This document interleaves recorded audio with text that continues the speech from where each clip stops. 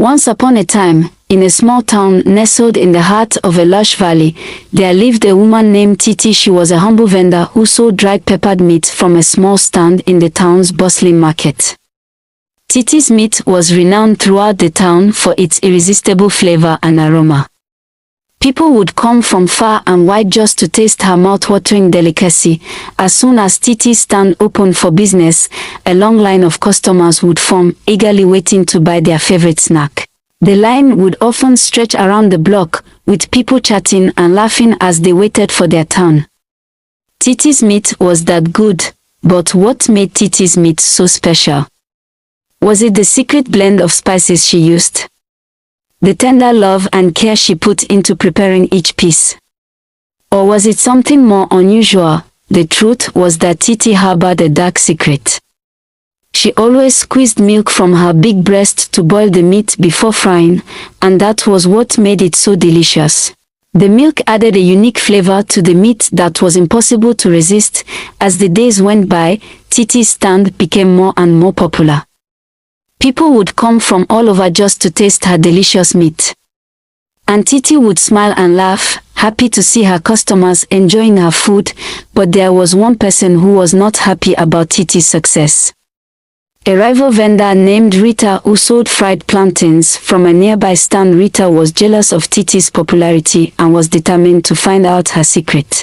Rita began to spy on Titi, watching her every move and trying to figure out what made her meat so special. She would often sneak into Titi's stand at night, searching for clues and trying to uncover her secret ingredient, but Titi was clever and always managed to stay one step ahead of Rita. She would often leave false clues and misleading hints, just to throw Rita off her trail. As the battle between Titi and Rita continued, the people of the town began to take sides. Some supported Titi and her delicious meat, while others supported Rita and her fried plantains, but Titi didn't let the rivalry get to her.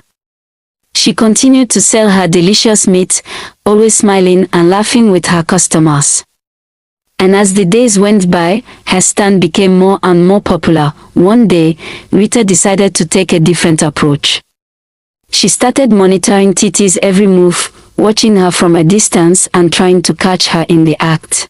And then, one day, Rita finally caught Titi squeezing milk from her breast to boil the meat. Rita was shocked and amazed. She had never seen anything like it before.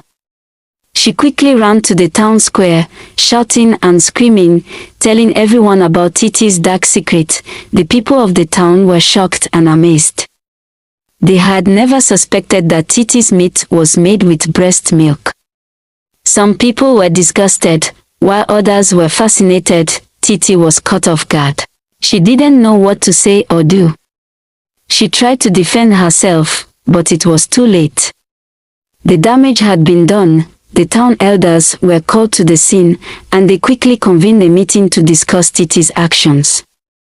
Titi was summoned to the meeting, and she was forced to confess, but Titi's confession was not what anyone expected. She told the town elders that she had collected a charm from a native doctor, a charm that made her breast produce milk frequently. She said that she had been using the charm to make her meat delicious, but she had never intended to deceive anyone. The town elders were shocked and amazed. They had never heard of such a charm before. They asked Titi to bring the charm to the meeting, and she quickly complied. As soon as the charm was produced, the native doctor who had given it to Titi was summoned to the meeting. He explained that the charm was a powerful one that would make anyone who used it successful in their endeavors, but the native doctor also warned that the charm came with a great cost. It would make the user dependent on it, and it would eventually destroy them if they were not careful. Then he vanished.